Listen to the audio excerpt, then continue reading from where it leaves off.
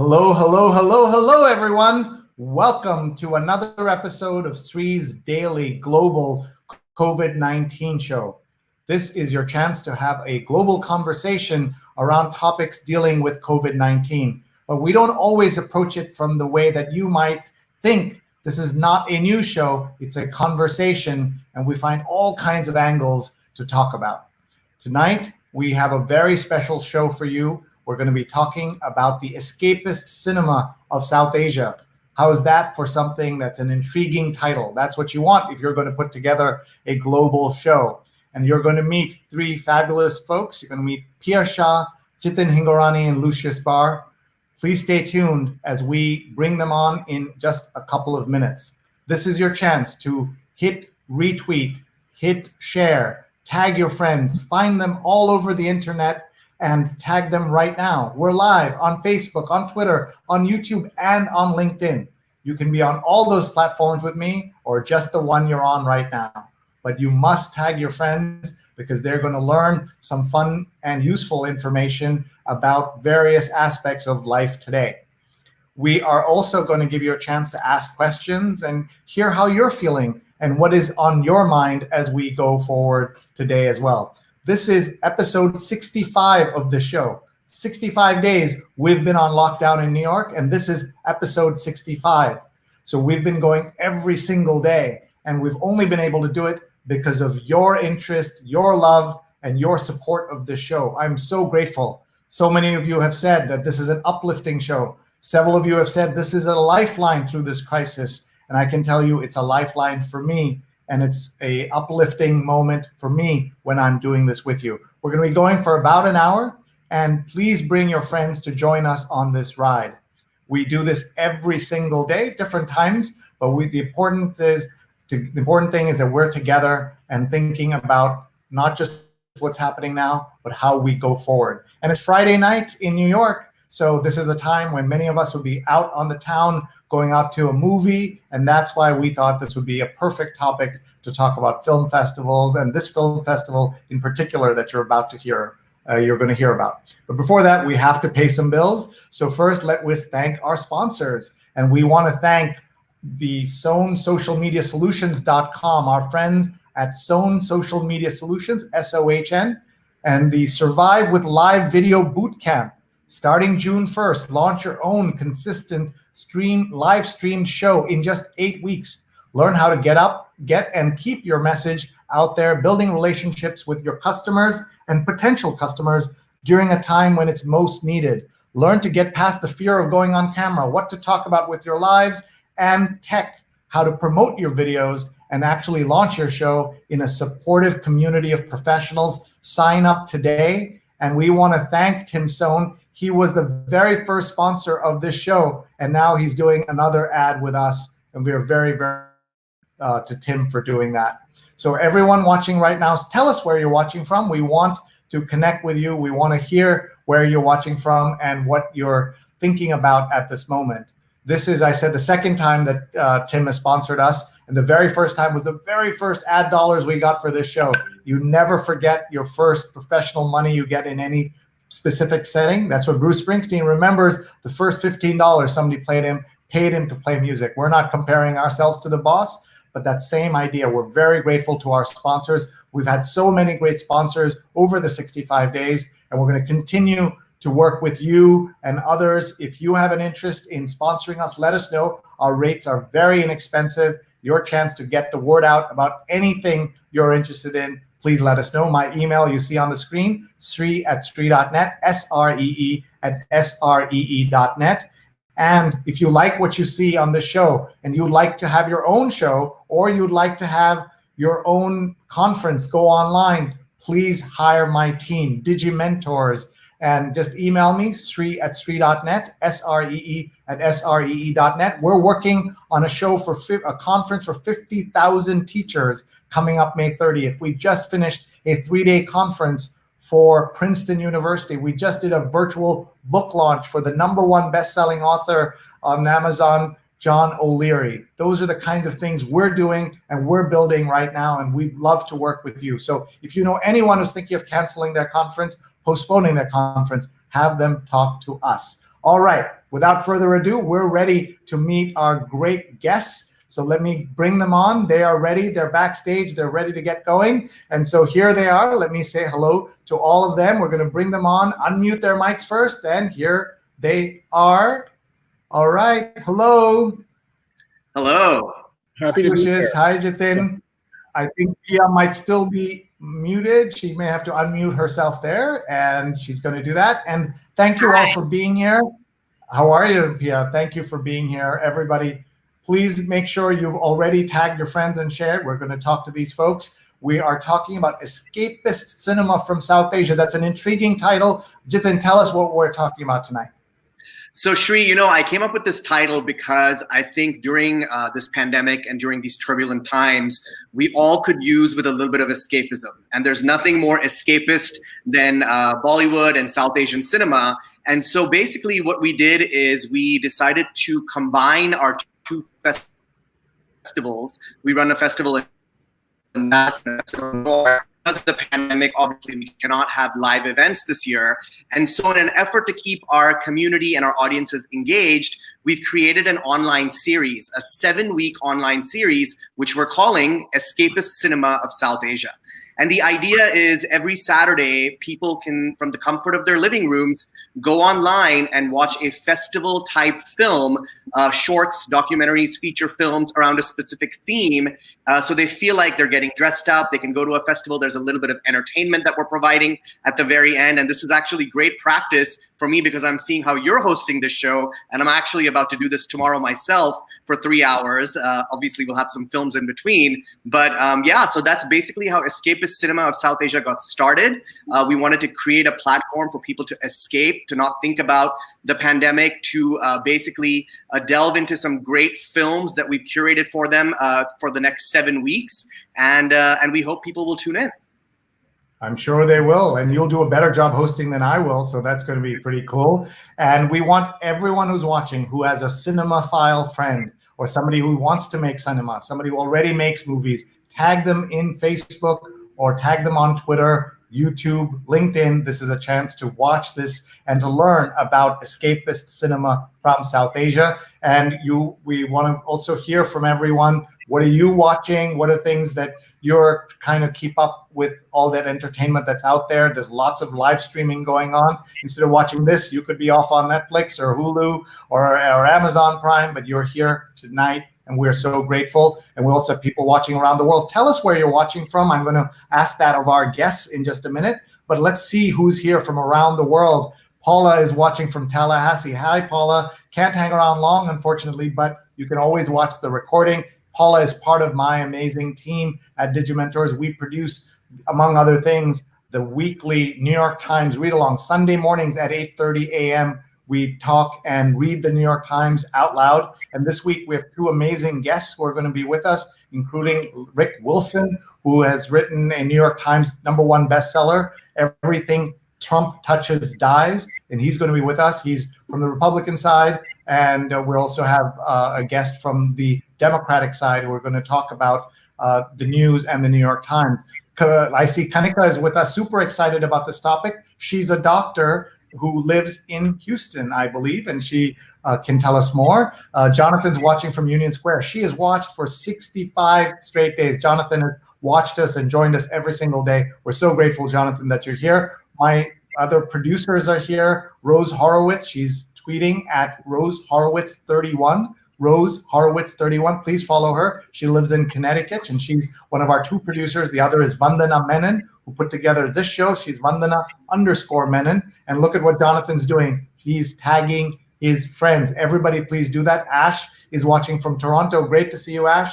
And Ashok is watching from Kerala in India. How cool is that? And Ashok says, we are safe here. So glad to hear that. And another Sree is watching from Fairfax, Virginia. We're over the Sree quota for this show, but he's got the different spelling, so that's okay. Ashok says, with NRIs and people coming from other states, the COVID-19 positive cases are on the rise. Wait a minute, he's blaming the non-resident Indians who are coming back home. We hope everybody's safe, and we hope everybody stays safe, but you're right, as the doors open, either international borders or within states, whether it's in America or anywhere else, you're going to see those waves come in.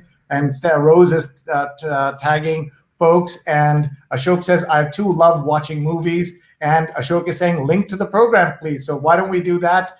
If Jitin, you can go into your Facebook and put in the link, but you can also tell us what's the easiest way to find the entire series, Jitin. Sure. So the easiest way to find the entire series is go to onlinefest.us. That's onlinefest.us.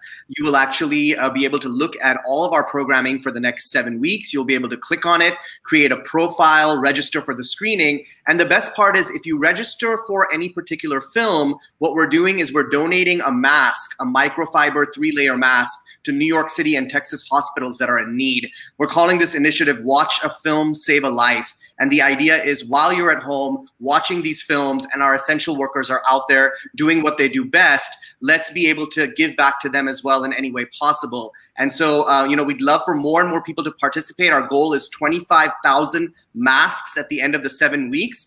And again, they're going to go to New York City and Texas hospitals in need because our festivals are based in New York City and Texas. So we really hope people join, watch our programming, watch a film, save a life. That is very good marketing. Watch a film, save a life, and you're helping so many people. Do we have the right URL on the screen? We do, onlinefest.us. Thank you so much. And what is the cost of watching? It's $6 for each film. That's for about 3 blocks of programming. And in those 3 blocks, we have shorts, documentaries, features. We also have a Q&A just like this one with our actors and directors via Zoom. We also have a chat function so people can ask their questions of the actors and directors via live chat. And then as I mentioned at the end of it, we have a little after party where we have some entertainment. Tomorrow night, we have the Grammy-nominated singer and songwriter Pia Shah, who's going to be singing a song actually in Gujarati, inspired by our feature film tomorrow, which is Halaro, also a film in Gujarati. Now, all of these films have subtitles, so people from all over the world can join in and watch. That's awesome. So everyone go to onlinefest.us and let's get people signed up. $6, very inexpensive, even internationally. That's a great price. Paula says, can't wait to do the New York Times read-along with Rick Wilson and Stephen Shale Sunday morning for the New York Times read-along, 8:30 to 10:30 a.m. Eastern time. Angela's watching from Long Island, and Rose is continuing to tag her friends. She's fit in a walk at the beach and planting some herbs today. That's great. Shiva is watching from Cupertino, California. How cool is that? And Mark is watching from Durham, North Carolina, a man of great culture. He's involved in a lot of cultural stuff down in North Carolina. And Vandana has also put in a link to the show. Pradnya is watching from Silver Spring, Maryland. Hi, Pradnya. Pradnya was the focus of our New York Times read-along this past Sunday. And folks, it's worth going back in and watching that show. You can just find her very easily. You go to our archive. The best way to keep track of all my shows is to go online and go to the YouTube page, youtube.com/Sreenet. SREENET. You see it in the ticker below you, and that way you will know. And Pradnya is just a wonderful philanthropic strategist, executive director of Magic Bus USA, and you can watch that archive show there as well. Let's get in a couple more comments, and then we're going to talk to Pia and Lucius as well. And Sree says, haha, look forward to watching Escapist shorts and featured over the next few Fast Saturdays. Great initiative. Thank you. Tell your friends. Hit share right now. And so the government is doing everything possible to contain the spread. He's talking India. That's good to know. And Kerala has gotten a lot of props for doing a great job with that. And Mark says, where are the films from? Any Southern films? So tell us, Jitin, very quickly, what is the range of the films? And they're from South Asia? Are they also South Asian American films? Talk about that, please. Yeah, so first programming is called Song and Dance Programming, and the idea is to truly escape via song and dance. So we're showing films that focus on South Asian songs and dances. And our next following weekend's programming is diaspora programming. We have a South African Indian film that we're showing in our diaspora programming, as well as Pia's film is going to be part of that. Pia will talk a little bit about her film as well. She's produced and acted in her short film, The Shower, which will be part of our diaspora programming. The weekend after that, we actually have our LGBTQI programming, and we have a film from Canada actually in that programming. The following week, we have our pandemic programming. We're actually putting together a series of shorts that are focused on the pandemic and how people are feeling and they're still making films in the midst of all of this. And we've actually compiled a series of short films that deal directly with the pandemic, whether it's South Asian or Asian in nature, and we've actually put those together for a programming spot as well. So we've got a plethora of programming for you, very engaging shorts, docs, and features. Go check it all out. All the synopses, trailers, and stills are available at onlinefest.us. And we will go to that website in a few minutes so that we can see and learn everything there. But let's go now to Pia, who's going to talk about her work. Pia Shah, welcome to the program. And tell us where you are, first of all, and how you're doing. I'm in Los Angeles, and I'm doing okay. This is definitely uncharted territory for all of us. So I, like a lot of people, vacillate between trying to be productive and at the same time just trying to wrap my head around what's been happening around the globe. And in my personal life, I have a 9-month-old baby, so we don't have childcare now, and it's been a sort of a huge learning curve to be home all day long. I was doing a play up until March 1st, and it closed. We were doing The Father at Pasadena Playhouse with Alfred Molina. It was one of the best experiences of my life. And I could not have imagined that a week later, every show, including, Black Box Theater to Broadway, was shutting down, in some cases shutting down on literally the day after their opening night. So their opening night was their closing night.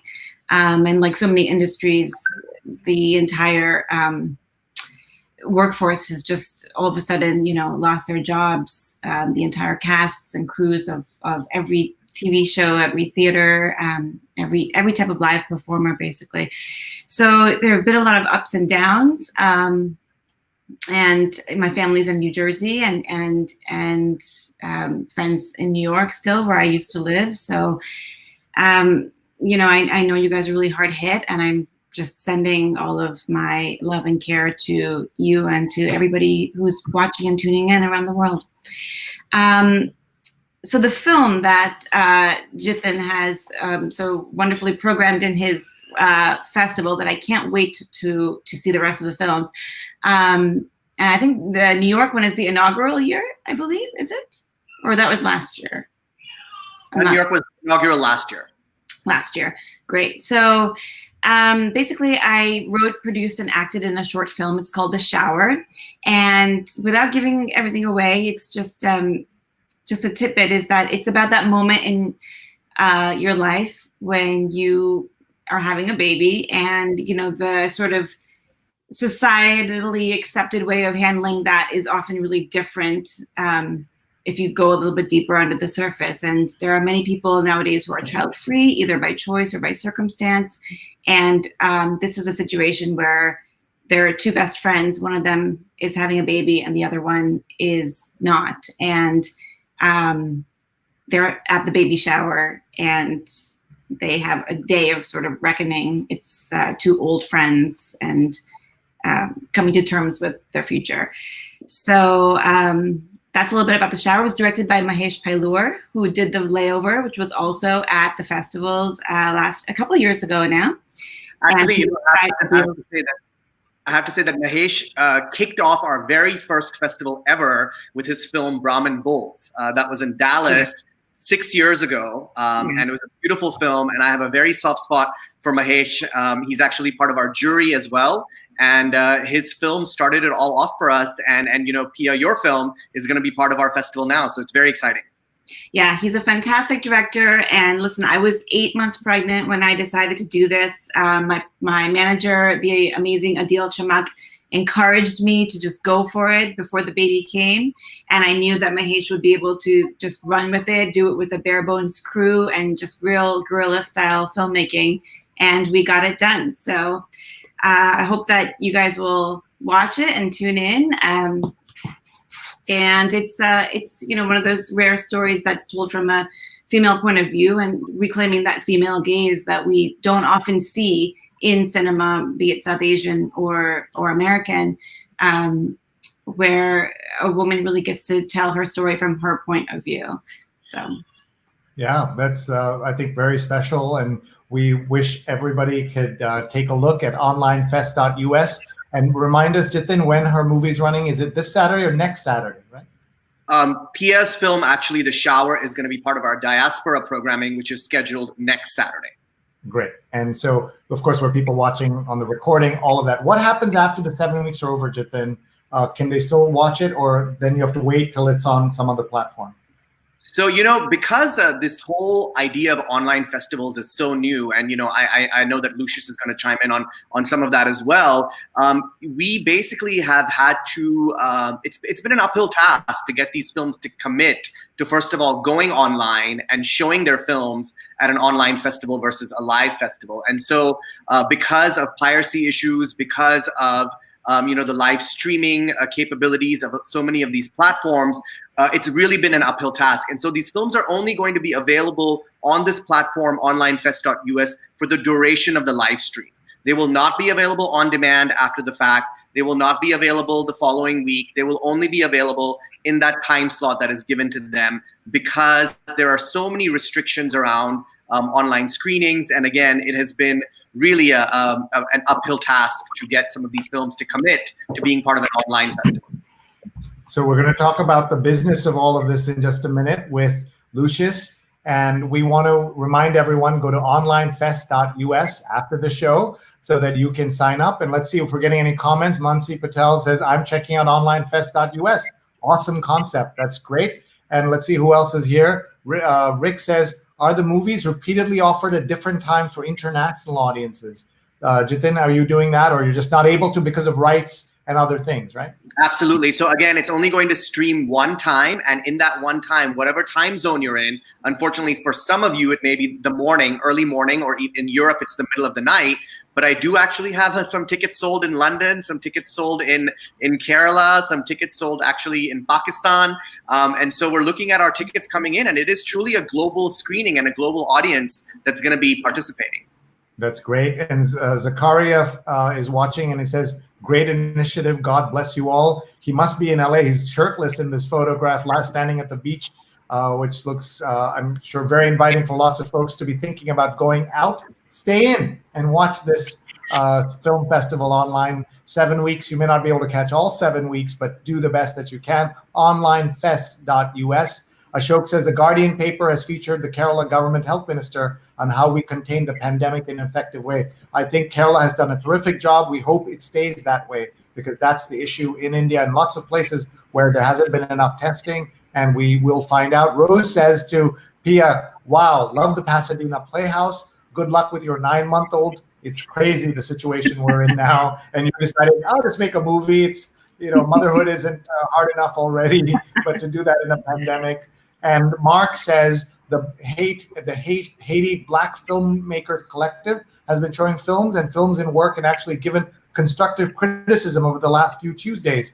We actually have a pandemic-related film showing this Tuesday. Isn't that cool? So great. We're bringing together the film family, a global film family. My father's watching from Kerala. Hi, Acha. Nice to see you, or see at least your photo on my screen here. You can watch me. And he's saying Bollywood, Malluwood, which is the Kerala Malayali film festivals, and Kollywood. It's just great to have everybody together. And he's watching in Kerala. And Rick says, COVID is a great sense-making challenge, but look on the upsides of adversity. But what a time to have a baby home alone without family. He's got that right. And Sonali's watching from LA, and maybe Sonali and Pia know each other. And Mark says, I hate the full frame. I hate that our major documentary film festival was canceled. I hope they do an online version. Maybe they should contact Lucius and Jitin and learn how they can do that. And my mom's also watching from Kerala. Hi, Amma. We love you. Thank you for watching. My family's a big, everybody in the family's a big cinemaphile. We even have a filmmaker in our family in my generation. My cousin Parthna, who is in LA, she just made an awesome film called The Miseducation of Bindu. And you may know it. And David Arquette is starring in it. And the Duplass brothers executive produced it, which is incredible. And she is in LA, and I hope she watches some of this. Ritwik says, insightful. And Arun says, Best wishes from the Nepal Human Rights International Film Festival. How nice is that? Truly South Asians coming together. Jitin, how do people contact you if they want to learn more, they have questions, they want to just extend that film festival family? Sure. So, I think the easiest way to contact me is on Facebook. They can send me a private message. I have a public profile, so anyone can actually reach out to me. My name again is Jitin Hingorani, and I'm on Facebook. You can just send me a private message there. I think that'll be the best way, and I'm pretty active. Great. And I'm going to now turn to Lucius. And by the way, Jitin, you'll appreciate this since this is cinema and everything is live right now. Someone said, can we get a little more light on Jitin? So when we are off with Lucius, maybe you can work on the lighting a little bit, okay? And let's go to Lucius. Hi, Lucius. So happy to be here. Yeah, thank you for having me. Very patient. No, very patient. I feel especially displaced because I would normally be at the Cannes Festival this week. And as much as we think of Cannes and glamour and stars and a lot of glitz and events, parties and champagne, the root system of the festivals worldwide were in the end of the First World War. The First World War broke the sunny optimism and goodwill among the peoples of Europe, and the charter for the Cannes Festival was 1939, between the wars. Knowing that things were not completely settled, the charter was to show the widest selection of films from around the world under the best possible technical circumstances in order to build the film industry up with the purpose of building goodwill among the peoples of the world. So if you look at the history of festivals that I'm part of, this is the world of festivals in Berlin, Cannes, Locarno, Carlo Vivari. They all go back to the post-war years when they were sponsored by diplomatic missions.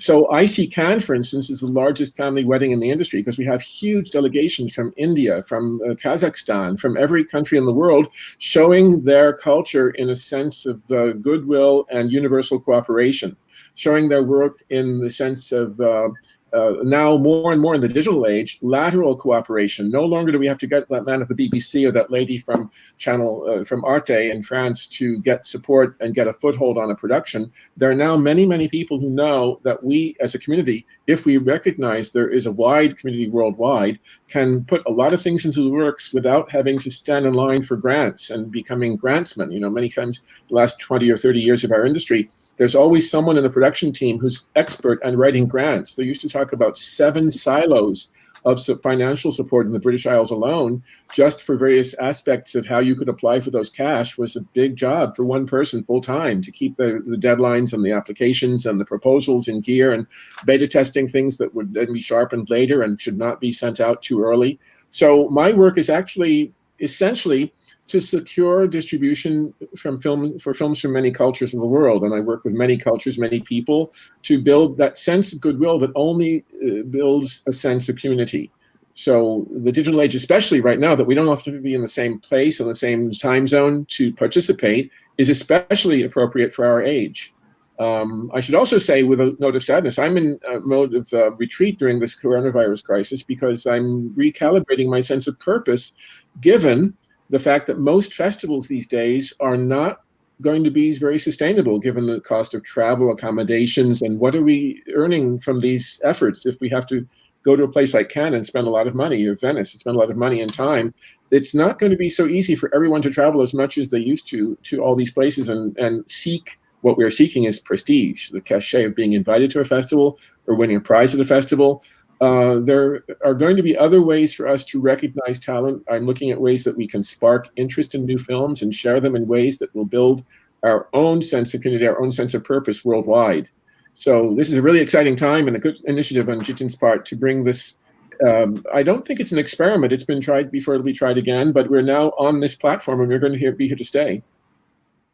Lastly, I should add, I see also the whole business of streaming films is going back to radio days, the days when we first had radios in our homes. And it wasn't just storytelling or making music, as many families in the 19th century and up to the early 20th knew how to tell stories, play games, parlor games, play the spoons just for a rhythm band or something.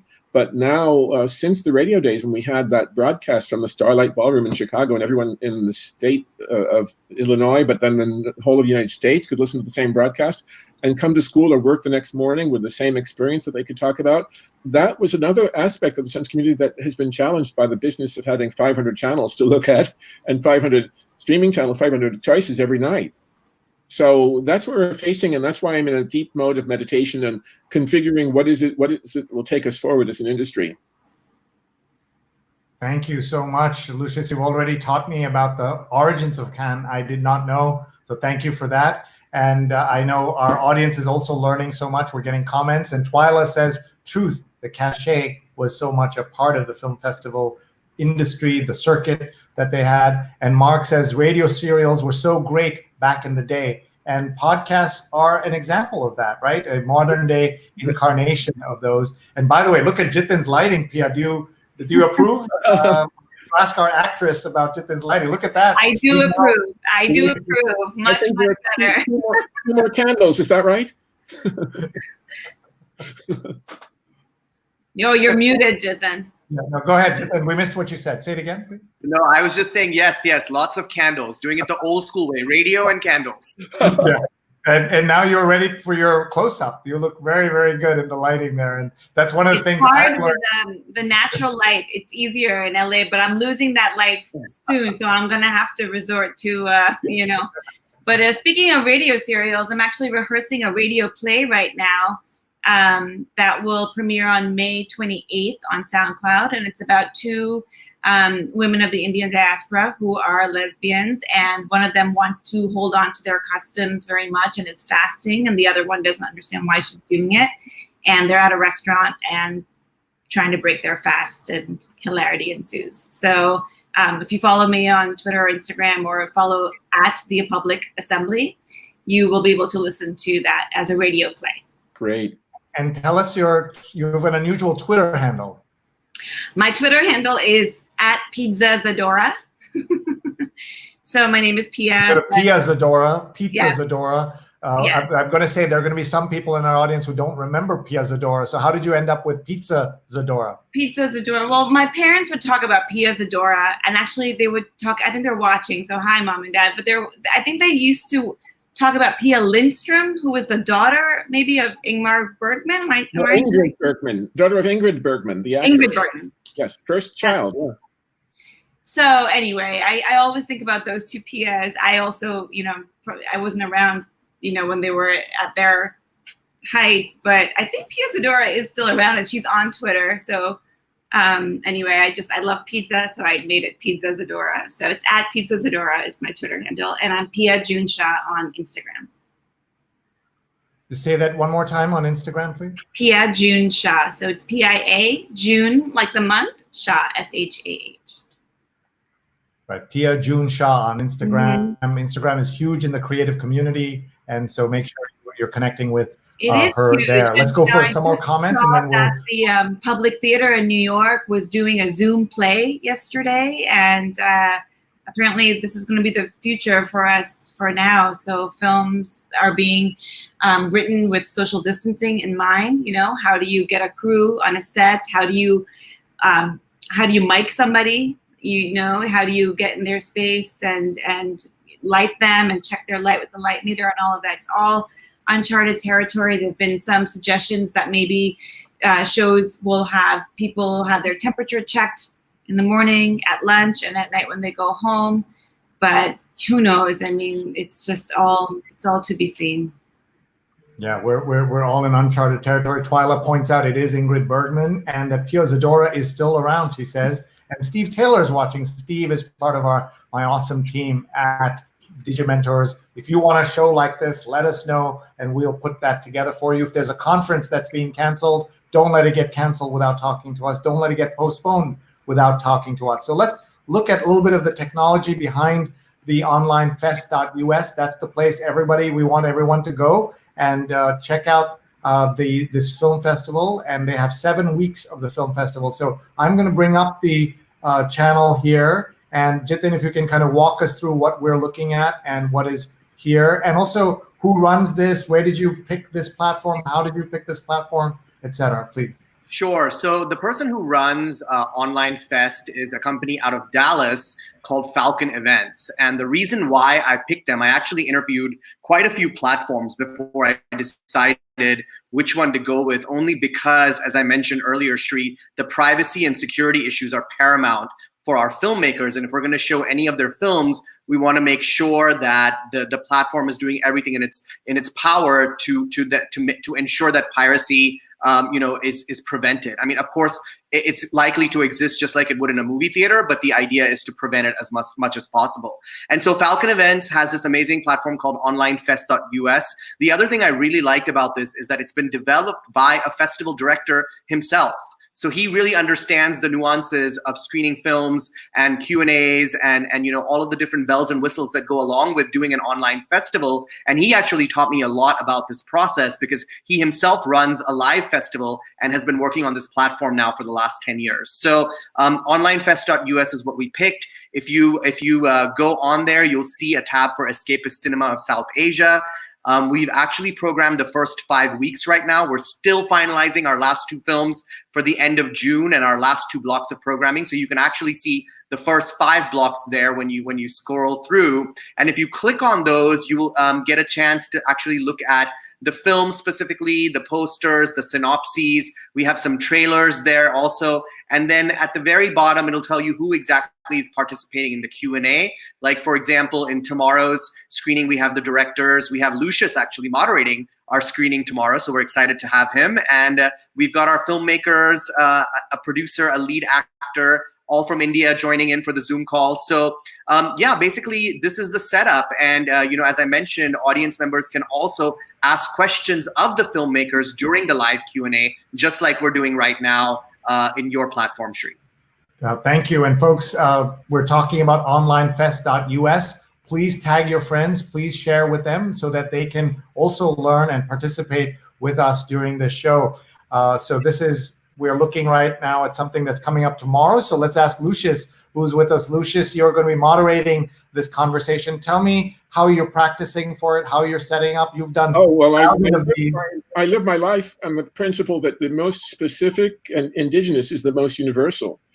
This is also the UN year of we just finished 2019, the year of indigenous languages. But to have a film set in Gujarat, a state which is desert wasteland, a desert civilization of people who lived on the dry land, and still we're not too far from civilization. The new bride comes in, she went to 7th grade, and so she's got something different bringing to the town. And it's something about city mouse, country mouse that's really resonant in the film, that there's a sense of something going on in this big town, but there's a son of the chieftain who goes back and forth. He rides a horse into town and comes back and forth. So one of the things I'm looking at is the way we keep our eye on the ball when it comes to the root system of culture. What did our grandmothers do, and how did they live? What did our grandparents think of and speak about, and how did they sustain themselves? In the middle of this film, by the way, the young woman comes to town and they discover a drummer near the water hole where all of them have to march. All the ladies in the village go in the long march into the desert to find a watering hole to bring back water to the village. This is the drummer they find on the screen now, whose life is really been ruined by his own devastation. He's now finding a new anchor point in life, and he asks these ladies to dance to his drum. And so it's almost like a film about girls' night out. The ladies are secretly dancing every day as they should be gathering water. They spend time with this man. And then, of course, in the third act, they bring the man back to the village. And there's a showdown with the men who didn't imagine that their wives would ever be doing something so shameful as dance, much less with a stranger. So it's about... great. So let's remind people of the name of the movie. It's called Face Yourself. This Tina is the short, and the following is the screen shot from Helaro, H-E-L-A-R-O. Yeah. Both are on the program for tomorrow. So one is 2 hours and 1 minute, and Face Yourself, Tina, is the short that's running 8 minutes and 50 seconds. And so let me ask you, since you're the expert on global cinema here, how do you feel this is going to go? What is this experience going to be like? What are you going to get that you would not get otherwise? And what are you going to be missing in experience? Well, in this sense, the sense of community is universal. The sense of community is that we have one heart, and the situations are emotionally quite familiar. I mean, that your husband says, "Where are you going tonight?" And you say, "It's girls' night out. I'm going out to the movies with my friends, my girlfriends." Well, this is another aspect of what's going on in this film. It's been transposed into a much less complicated environment than that of the big city, but it's exactly the same emotional story. So the emotional tenor of many films are not foreign to people who are part of the human race, And so I think we can begin there to imagine a world where many of the building blocks of the story are really quite familiar.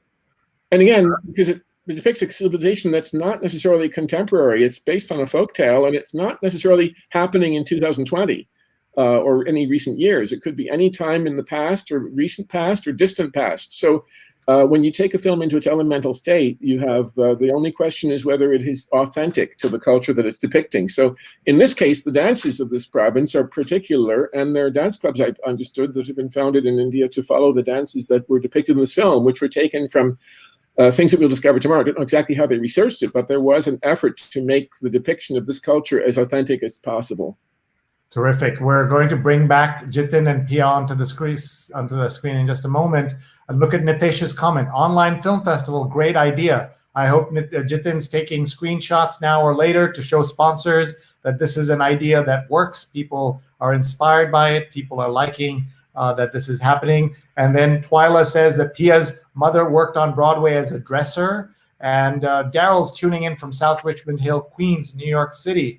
And Mark says, just put 2 films on hold, including the one for next week with The Shower. So you already made a sale there, Jitin, so that's great. And we hope more people will check this out. Let's bring in the star of The Shower, Pia Shah, is here. And we're just going to reintroduce everybody, and we're going to go for another 20 minutes or so. So this is your chance, folks, to ask our experts questions about the creativity it takes to put together a film festival in the middle of this pandemic, and to make it not just something that they've kind of thrown together, but something serious, something worthwhile, something that respects the cinema and the art of everyone involved. I'm very proud of you, Jitin, for putting this together, and just congratulations. The comments are coming in, and we're really glad to see that. Mark says, just watched a great replay of a play by Tashi Regan earlier. It was adapted from the works of Octavia Butler, so people are talking about what they're watching. Kanika says, incredible initiative to an online festival, especially when people most need cinema. Can't wait. So I think Jitin just took another screenshot there. That's good. He's marketing there as he's doing that. Pia, as an actress, what are your thoughts about this moment? And you've dived in by deciding that this is what you wanted to do even in the pandemic. But did you have second thoughts? Many people are just retreating, and we cannot blame them considering what a unusual, horrifying situation we're in around the planet, Pia. Yeah, no, I think that's a great point. I mean, look, it's not business as usual because there's nothing normal about the situation. So on the one hand, you really have to do what is right for you. For the first month of the pandemic, I would say, as once it started affecting us in the States and we started to stay at home, I really was just trying to get my life to some semblance of order and starting to come to terms with the new schedule and the new normal. I didn't really feel like I could start creating again until I'm about a month in, and that was just for me. There's that quote that these are precisely the kind of times when artists go to work. So I do think that there will be a lot of material coming out of this as people start to find a catharsis for themselves and an outlet to express what they're going through and to help each other feel like they belong, which I think is ultimately the goal of, for me anyway, is to always try to reach out to people and make sure that they know, however strange they're feeling inside, that they belong and that there are other people who share what they are going through, that they're not alone. And we really are learning that we're all in this together. The film that Lucius was just talking about sounds so interesting. Hilaro, I think it's called, and I cannot wait to tune in. My family is actually from that part of India, the Rann of Kutch. My dad was actually born in a small village in Kutch, and there are very few films that are in Gujarati or that are shot in Kutch, and they're about that culture. But I've spent many summers there in my grandmother's home, and lots of fond memories of going to the well, getting the water. So I really can't wait to tune in to this film, and I hope that everybody else will too, because it sounds absolutely fantastic. But yeah, in terms of creating in the pandemic, just to be clear, I was 8.5 months pregnant before the pandemic. Giving birth during the pandemic is a whole other thing. I just went to a baby shower on Zoom, and we did the best we could, but there was a point in the shower, when real baby shower that I was attending on Zoom, where her mom and sister said, hey, we wish we could be there with you. And, you know, the mom-to-be just started to cry because you never imagine you're going to have a baby in a situation where maybe even your partner is not allowed into the birthing room, as is happening in New York right now. So, yeah, these are strange, strange times. But hopefully the power of film and these online films will make people feel like they're not alone. You can remember a time when this wasn't normal, and this too will pass, and we will find our way through it and find a new way of making art on the way there. Kanika, who's a doctor, says, I'm attending a Zoom baby shower tomorrow. So there you go. So that is the universal experience. Our friend Renee Edelman is checking in. She's saying hello to everybody. And I want to give the the hashtags and handles of our guests and the show. So the film festivals are the DFW SAFF and the NYC SAFF. And the Twitter handles are at Jitin Hingorani and at Pizza Zadora on Twitter for Pia. And she's also on Instagram, Pia June Shah, Juneshah. Lucius is too busy traveling the world to waste his time with social media, right, Lucius? No, but Gmail, Lucius Barre, my whole name without punctuation, luciusbarre@gmail.com will get me. Look at that. He gave you his email address. That's real. That's a old school, but power move there. Because no, in most cities, you pick up the phone and ask the operator to connect you to Lucius. I'll be there. Lucius, you're awesome. This is great. I want to just tell you that Vandana points out that Father is a Tony Award-winning play, and that Alfred Molina is a big star, says Rose. So that was great, Pia, that you got to work with Alfred Molina. People know him from so many serious and comic roles, and he was also a villain in a Spider-Man film, but he's a wonderful actor, and it's just, transforms himself in every role, Pia. Absolutely. He would joke that if it was a man of a certain age coming up to him, a little bit older, maybe in their 40s, it would be Raiders of the Lost Ark, which is what they knew him from. If it was someone younger, it would be Spider-Man. And if it was women, it would be Chocolat. But he's very versatile, and, from everything from Fiddler on the Roof on Broadway to short videos for Funny or Die. I mean, he is so prolific, and I learned so much working with him and from him, just about the way his attitude was, coming into work every day, talking to everybody on the crew, making everyone feel welcome, and always so funny. Just a great guy. And I brought the baby in to meet him, and I'll treasure those photos forever now. And he'll still be going when that baby is older. He'll still be going. So that's true. And Rose says he starred on Fiddler. We saw him with our kids on Broadway, and so did we. We saw him on Fiddler on Labor Day. This is one of the tricks in New York, that if you're in New York City on Labor Day, there are not that many tourists, and you could get into some great plays. The tragedy of it is, as you know, Broadway is now going to be dark through Labor Day, and so it's that same date. Labor Day is the official end of summer here in New York, for those of you who are not from here, and so it's a milestone date on the calendar. And now to think of it as so sad that there will not be a show, and there will not be shows till after. And by the way, Melissa is watching, and she says, Sree, I admire your commitment to this group. Every single day, every single episode, every single social media update. She says, thank you. I appreciate all of you for watching and for being part of this global conversation we have, but also this global community we're building. And Renee says, congrats. She says, first of all, interesting discussion. And she says, congrats on your 65th show, says Renee. I just celebrated my 50th show, and then suddenly it's 65. We didn't even have a moment to think and make a big deal of it. So we'll do something for the 75th show, which will obviously be in 10 days. I promise to do this until we're in lockdown in New York, or until I get COVID-19. And I'm so grateful to everybody who's watching, and also our great producers, Rose Horowitz and Vandana Menon. Please follow them, Rose Horowitz 31 and Vandana_Menon. I do want to follow up on one thing that you said when we were just talking, Pia. You talked about creativity at this time, right?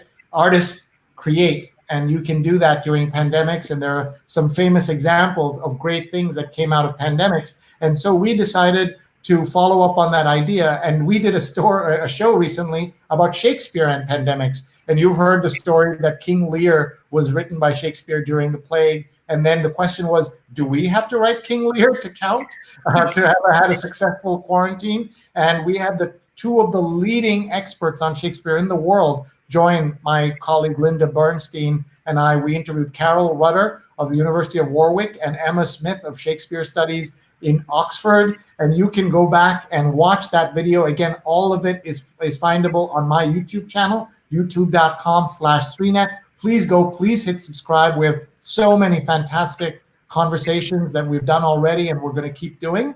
And, you know, it turned out, Pia, that not only may he may not have written King Lear during the plague, that we don't have to write King Lear to be successful. We don't have to create, like Jitin, an online film festival to be successful, like Lucius to rethink the role of film festivals in the world, like Pia to have a baby during pandemic to be successful. We just need to get through it. Everybody can be at a different stage and go in, do whatever you can. You don't have to feel like you have to be super active and creative, because every one of us approaches this from a different point of view, a very personal point of view. Jitin, how did you get, and Lucius is giving us the thumbs up. Jitin, how did you not just give up? Because so many film festivals and others, no fault of theirs, said, okay, I'm out. We cannot do this. We're including things like South by and others. We don't blame anybody for doing that way, for feeling that way. How did you decide to keep going? You know, I think a lot of it had to do with just, I guess, my tenacity, my DNA, my team, my sponsors who wanted us to continue. And I think, so much of it has to do with our audience. So many of them were asking, does this mean that the festival is canceled? Does this mean we can't see the films? I mean, we have people who plan their vacations around our festivals, especially in the DFW area. And so really this was kind of an ode to them and to be able to do something for them during this time. But more importantly, I think so many of us who are not essential workers and who are not going to work every day and doing something positive to work, during this pandemic, feel like, what can they do? And so I wanted to give people an opportunity to do something while sitting in their homes, in the comfort of their own homes, watch a film, save a life. We'll donate a mask to New York City and Texas hospitals on your behalf. Our goal is 25,000 masks at the end of these 7 weeks. And so this is just something else that you, as a normal average citizen who loves movies, can do to kind of do your two-bit towards this global effort. And so there were a multitude of reasons, but I think these are the primary reasons why I was determined to do something online this year and to do some sort of a festival as an homage to not only my audiences, but also to our true heroes and heroines of our pandemic stories, who are our medical workers. Thank you. And I salute you for doing that. I think that is just great. And again, no offense to anyone, who didn't decide to put on a film festival. That's okay. We all come to this in different ways, and we appreciate that very much. Rose says, Sree, industry people say Broadway will not open until start of 2021. That is just stunning to read and very, very sad. Mark has a comment for Lucius, so let me put that on the screen. And Lucius, are you ready to speak in Durham, North Carolina? Sure. Maybe we'll get you and Rodrigo Dorfman in a conversation. So I don't know if you're ready either to travel virtually or in person to go. You've already got your email address. Absolutely. And I think he accidentally wrote in Lucius Barre, but no, I like that also. But he's Lucius, not exactly. Thank you. Oh, I think we have a guest who has joined us live on screen. This is very exciting. Everybody stand back, get ready. 1, 2, 3. Who's that? Oh, great. Hello. Hello. The realities of the pandemic. So what happened? This baby just arrived and was given to you on screen? My husband my husband was had to get onto a work call, and so he was doing dinner and bath time and bedtime. But I guess he's gotten pulled away. So. Yeah, no, but that's perfect. We love this. Do you remember, folks? There was that kid who walked into a BBC interview, and it was considered like the most funny thing anyone had seen. Now it's completely normal. And in fact, I'm so happy you brought your baby on, because that humanizes all of us. And again, we don't have to be perfect at this time. And you've shown that. But please introduce us properly. We have not been introduced. This is Nico. His middle name is Zuma. So his first name is Nico, after Nico from the Velvet Underground. And also Nico Nico means smile in Japanese. And then Zuma is the beach here, and is also a Neil Young album. So he has an unusual name, Nico Zuma. Wonderful. That is just awesome. Jitin, have you met the baby yet? I have not, but I'm just, and look at him smiling. Like he's truly, he knows when the camera is on him. This guy's going to be a star, Pia. I think you got your gene. This is clearly not his first appearance on screen, right? Yeah. Hey, I want him to remember this. This was how we got to start. And we're really happy, baby. We're congratulations. And the baby's a little older than I thought, because I thought somehow in hearing your story, the baby just was born. So no, he's 9 months now. So very real. But he was not born when I shot the film. I was 8.5 months pregnant. Right. So. Okay. So sometimes these timelines get hazy in these shows. I just have to show the baby again. Close up of the baby is always good. And there we go. Look at that. That's amazing. Look at the smile. That is just great. And that's awesome. I was going to say that is just great to have you with our baby. If you need to step away, Pia, we completely understand, but thank you. And Jitin, now you've got to convince her that you'll pay the baby, the appropriate rates to show up on your live stream when Pia debuts her film. Absolutely. We've got to make sure that Nico makes an appearance when you do your Q&A with us, and hopefully Nico will be in the next film. So you never know. He's part of your future audiences for your film. Yeah, does he have a SAG card yet? That's the question. Well, not quite yet, since the industry has come to a standstill. But once it's safe, then we'll get him back out there and earn his college tuition. So. Yeah.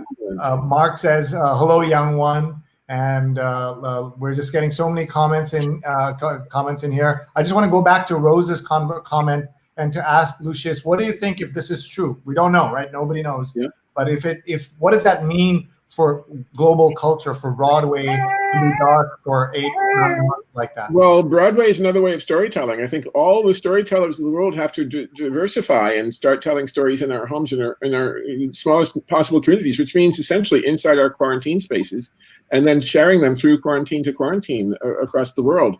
I think Broadway is a place where people gather, just as in film festivals, they gather in spaces and spurts in time that are specific, but we're decentralizing that in the digital age. So people can see the same film over a week or two if it's streaming, and if they can share that and tell the story of the film in a way that would entice others to watch films of social value, we can get through this. I think we're not just escapist. I mean, every film is escapist because it's taking us somewhere else from the place we're living. But those places should be places of social value and places, situations of interest to people who are part of humanity.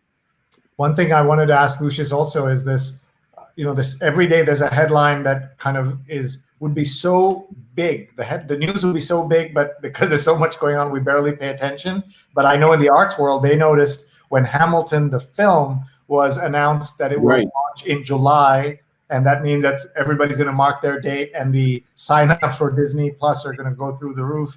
But the question is, how can a film that was going to come out in October of 2021 be ready by July of 2020? How does that even possible? I don't know. What was the production? It's going into production. Hamilton is just now going into production, isn't it? I thought it was launching. Sorry, maybe I got the news wrong. So there. No, I didn't. I thought they were announcing the production, so that could be an the production. I'm a Russian film that was submitted to Cannes. It might have been at Cannes this week if it had been elected, but because it's not available, Cannes has been canceled.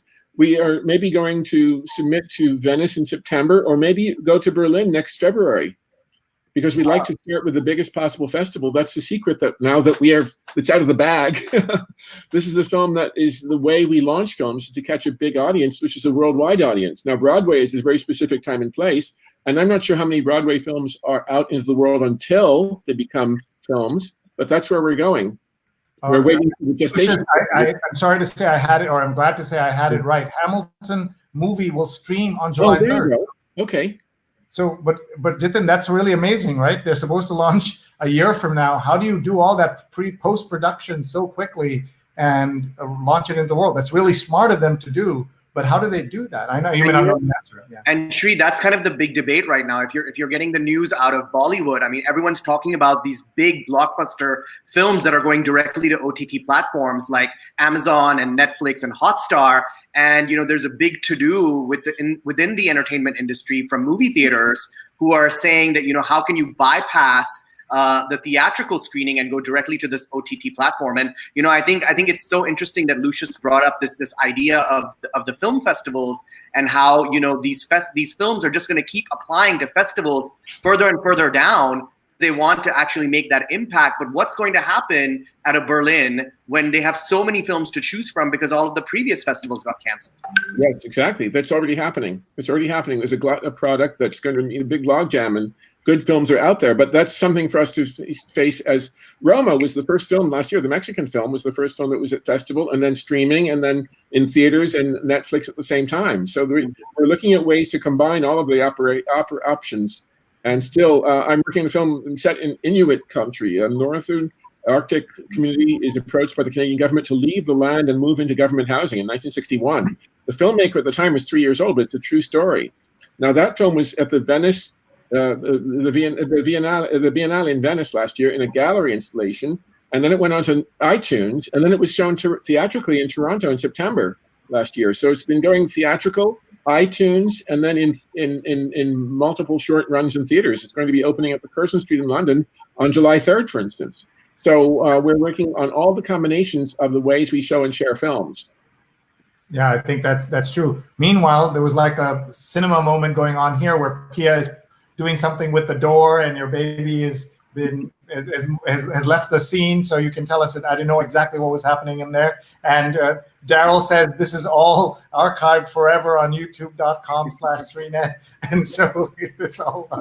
And Vandana says, "Hello, Nico. He's so comfortable on camera. I was just listening to These Days in the morning." She says, and Jonathan says, "Welcome to StreamYard, Nico." And Rose says, "Great to see a baby." And Steve says, "During the Philadelphia Parks Alliance Q&A with the Philly Parks and Rec Commissioner, her 4-year-old daughter climbed onto her lap and the audience loved it." So soon we'll see people staging this instead of it being sort of natural. People will stage it and make up stuff for that. Sierra said, "He's cute as a button. Glad he made an appearance."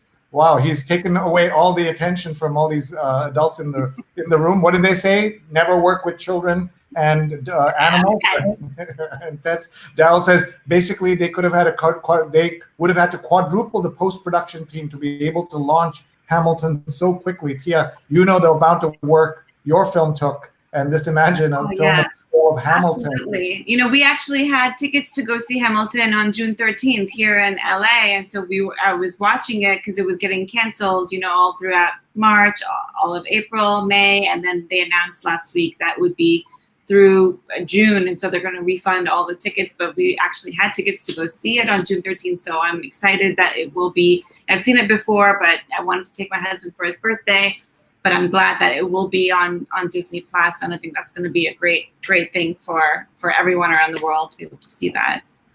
Folks, we're way over time already, but I know people have questions, and we also want to refocus our attention on onlinefest.us, and look for Escapist Cinema from South Asia. That's the title. It's 7 weeks of programming every Saturday night, East Coast time. That means it'll be early morning in India and South Asia, and in Europe, it'll be the middle of the night, but you'll also have in the West Coast, it'll be still in the afternoon. As Pia said, the natural light is still on over there, so you'll be able to see that. So please check that out. And Rose says, check out my grab the screen grab that she made, so we'll take a look at that before we go. And Twyla says, thank you and good night. Twyla is our unofficial timekeeper. She says, if you got to start a show on time and you got to end on time every time, and she's absolutely right about that. Arun says, are there any films from Nepal, and what is the South Asian aspect of this film, of the film festival, Jitin? So we have films from Pakistan, we have films from Afghanistan. We were not able to curate a film from Nepal. Again, I think curating for an online festival is so different than curating for a live festival, because it is much harder to convince a filmmaker to showcase their film online versus being at a festival like Lucius mentioned. And so the pickings are slim, guys. And, we've done the best we could, but I think you'll be very pleased with how we've put some of these films together, how we've curated the programs and given you a diversity of shorts, documentaries, and features, all of which will help you escape and think of better things and better times and better days. So I hope you'll join us. Thank you. I think that's a wonderful way to think about this. I'm going to have each of our guests give us some kind of final thoughts for now. And Lucius, if you can talk about where you think cinema is right now and how we get past this. We want filmmakers to succeed. We want them to do well. You use the word glut of content, but there seems to be from the outside, for the layman like me, that there's so much more, there's so much hunger from these big OTT platforms as they Well, you see, I work with films like, for instance, when we mentioned Alfred Molina earlier, it was Chronicas, a film from Ecuador with Jean Leguizamo. And it was a wonderful film maybe 15 years ago, 20 years ago. I didn't even know where I can find that film on streaming, but I mentioned it tonight and I've got to find it because it's worth recommending. I think when we see films like Jitin's and others, and we see films like Pia's, the challenge for all of us is to become storytellers, so we can tell people to go and watch those films and share them, and then recommend that they tell us what they think and share back what they think of the films we recommend. This is the idea of actually extending those radio days when people came to the office or school the next morning, or television.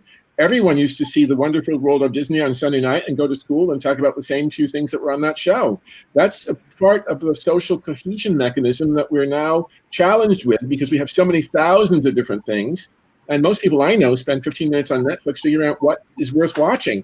And then the first 15 minutes, do you make the right decision, or maybe you should try something else? So until we come to a world where films and opportunities are curated like so many bookstores, I mean, the model that I use is you go into a bookstore and people say, oh, Jitin, I know that you like Franz Kafka. You should try this or read that, or this is a new book by someone you should know.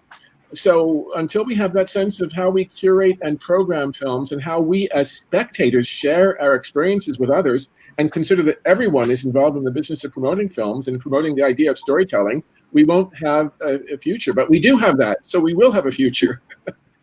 Oh, that's terrific, folks. Our guest has been Lucius Barre. He's lucius.barre@gmail. No, it's simply Lucius Barre at Gmail, right? Perfect. Lucius Barre at Gmail. Well, you're the first in about 130 guests we've had in our 65 shows to give out their email address that directly. Good for you. I used to do that on New York City television, and people used to think I was crazy. But you do get crazy emails, but you get them anyway. We all know that. So good for you, Lucius. Thank you for being here. We really appreciate you, and I want you to come back and talk once you've. I think you're thinking about a grand unified theory of what happens to film. Once you have that, you come and talk to me about it. Well, I'm inspired by you because I have to work in some sort of chat room or some sort of community basis, because I think the first lesson about selling, if you speak to salespeople, 95% of the people in the business of selling know that the first skill to cultivate is that of listening.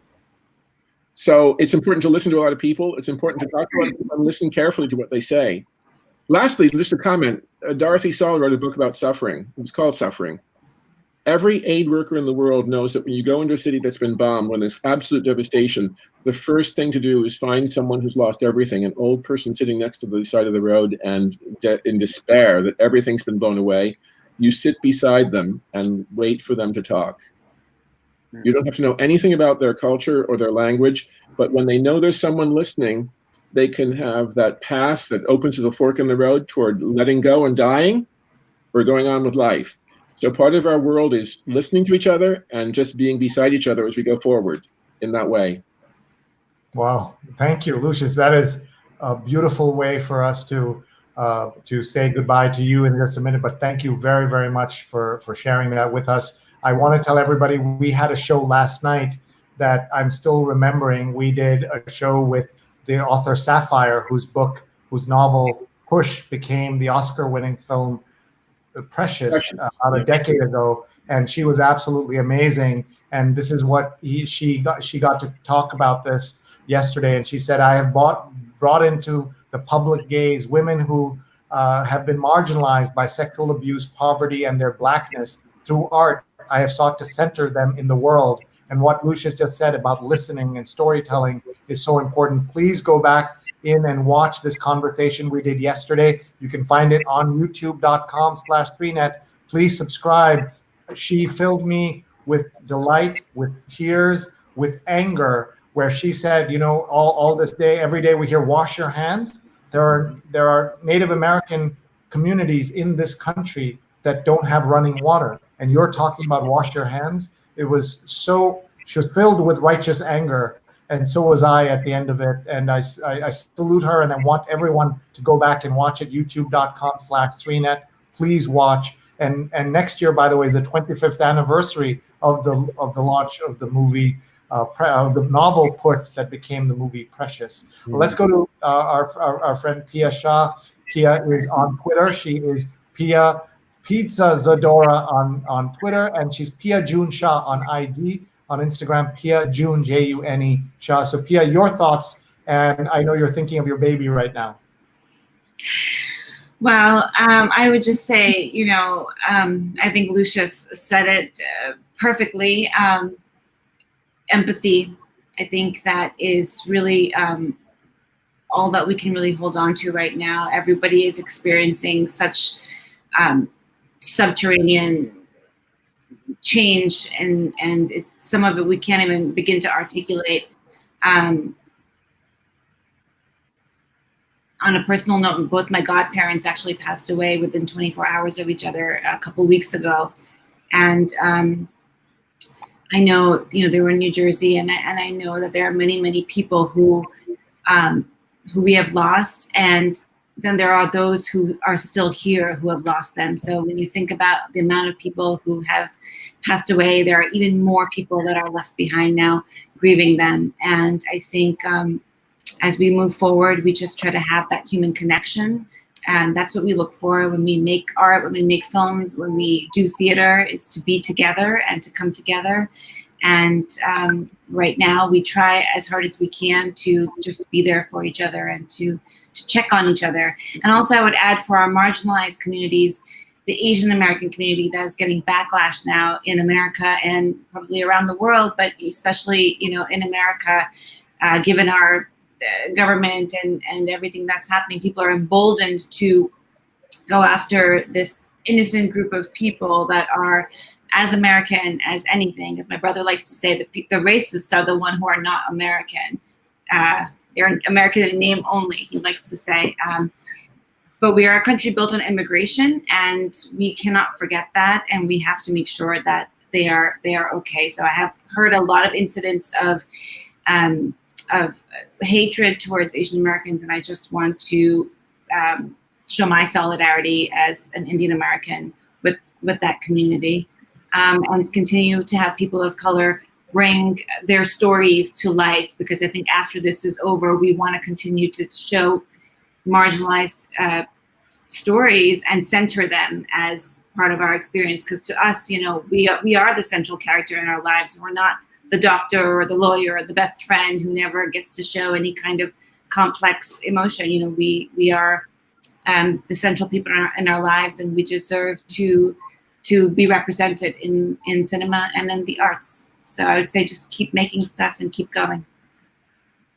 Thank you. What great advice and great thoughts from Pia Shah. We just want to point out that we did a great conversation with Purna Jagannathan, who is one of the stars of the hit Netflix show, Never Have I Ever. And this was a couple of Sundays ago. Again, you can go back and find it in my archive, youtube.com/SreeNet. And she talked about being able to be seen on TV and that it matters. And she talks, if you go back and watch that, she says a few years ago, there were so many these female Indian American actresses vying for the one role with one line in a film, and many of them have gone on to do big things, but they're also supportive of each other. And I know, Pia, you're part of that community. So thank you for doing what you do every day, for being creative, and for supporting your sisters and your brothers as we try to make sure we're represented in Hollywood, which is not easy by any means. All right, and by the way, my deepest condolences that you lost your godmother and godfather. I just cannot imagine the pain, and may their memories be a blessing. Jitin, over to you. I just want to end by saying that we're so lucky and privileged to be able to sit here on a Friday night and to be able to talk about the fact that tomorrow night we're all going to get online and watch a film together. So, I am very aware of the situation that we're in. I want to thank you, Sree, for having us. What you're doing is just inspirational. Thanks for telling our stories. Thanks for continuing to tell our stories. I've been following you for a decade now, and you have been a role model and a mentor for me through all these years. And what you have created here, this platform, is truly brilliant. It is award-worthy because I feel like you're giving a voice to so many people who have so much to say right now. And I really think that this will go down in history as something really brilliant that you've done. So thank you all. Thank you, Lucius. Thank you, Pia. I'm so honored to be connected to you, and I'm so honored that you're part of my small little venture. Again, this is a small thing that we're doing in the bigger frame of things, and it's dedicated to all the people out there who are working, who are at the hospitals, or who are our essential workers. They're the ones I'm thinking of. So thank you all again, and thank you, Sree, for having us. Thank you. Thank you for your very kind words. Onlinefest.us. Go there. There's a quick question from Nitish. Which films are available for international audiences? All of them, right? If you can wake up, you can see this wherever you are, right?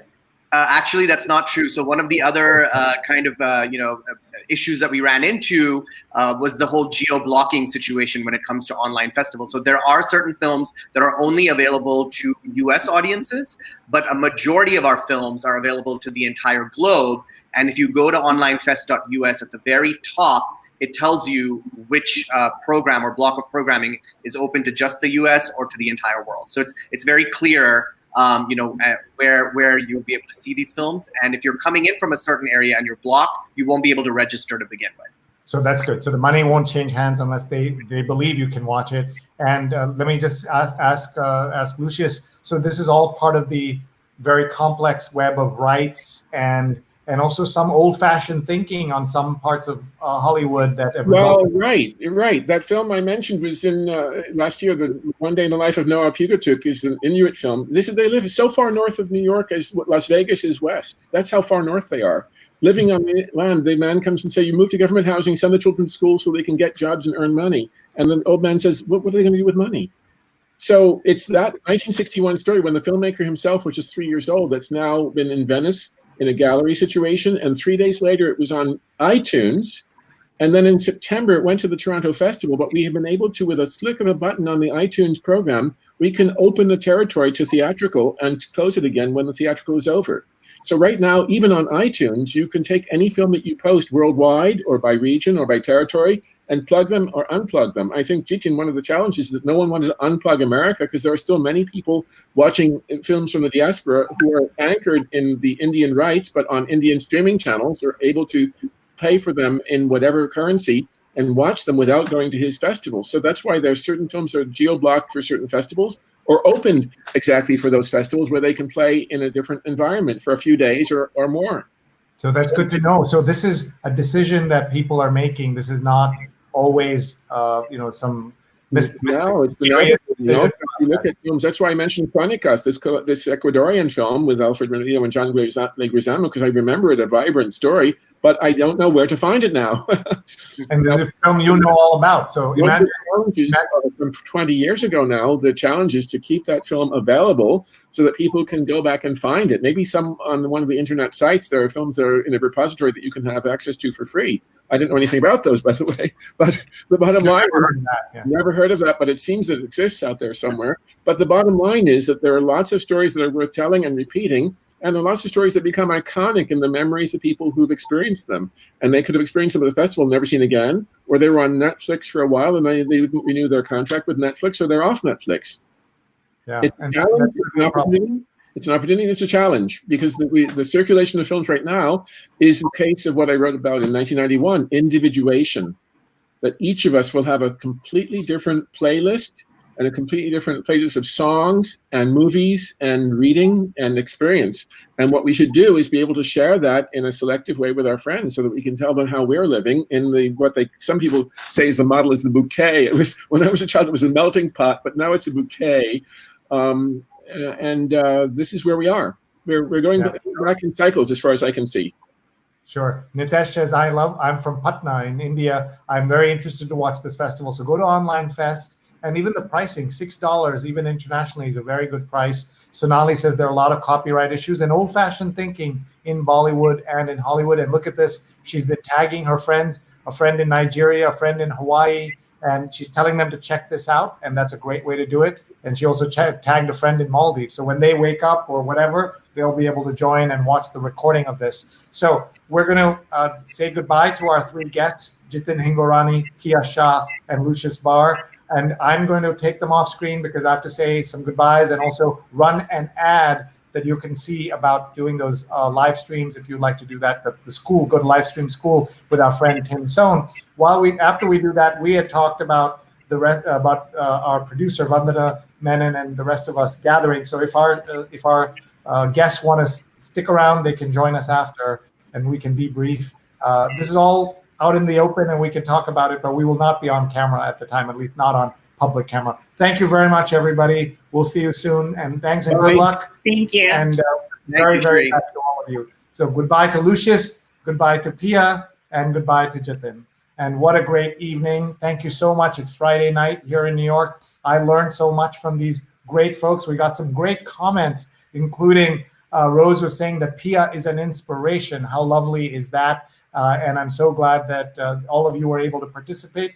Please send us feedback. Tell us what you liked. Tell us what you didn't like. We want to hear from you. My email is sree@sree.net. We'd love to hear from you and get your ideas on future shows. We're looking for guests. We're looking for speakers. We're looking for sponsors. We're looking for collaborators. There's no reason that we only work with Scroll.in, which is this amazing news and culture website in India. We can work with others. So join us and let's do this. I'm committed to doing every show every day as long as we're in lockdown in New York. And now I want to thank our sponsors.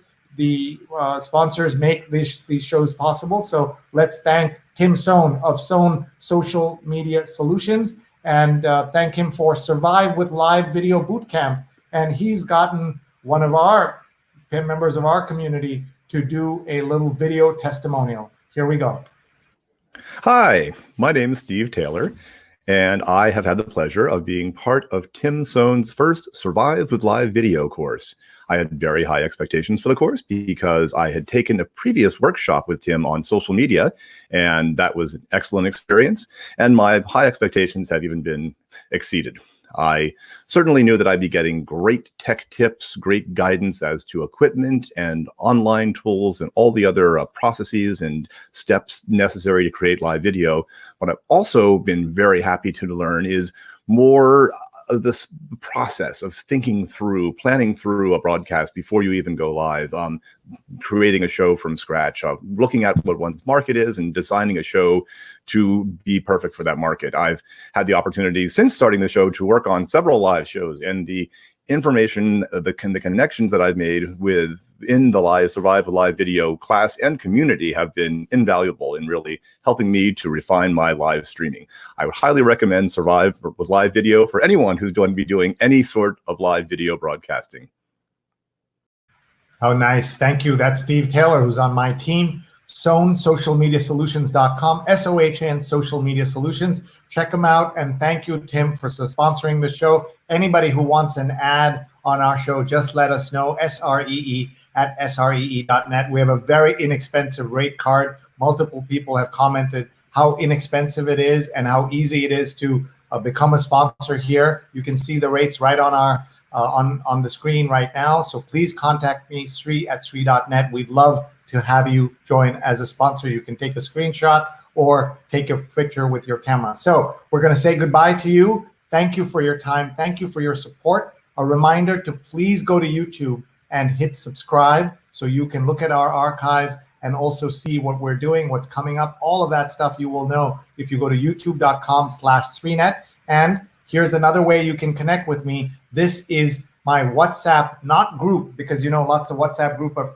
filled with racist uncles. This is not that group. This is an alert system. So you join WhatsApp, my WhatsApp alert, and every day when I'm live, you'll get a notification, And we have so many great archived work that you can see, but also lots of great things coming down the pike as well. So please join me. Please email me if you have any questions, suggestions, comments. We want to hear from you. We're going to have lots of great things coming up. Thank you. Thank you to Rose Horowitz, our producer, and to Vandana Menon, our other producer. 65 days, folks. I cannot believe we're here. Thank you to everybody in the world who has supported this, and take care of yourselves. Stay home, please. But if you're going out to work before you have to, thank you for going out to work and helping everybody in the world at this moment.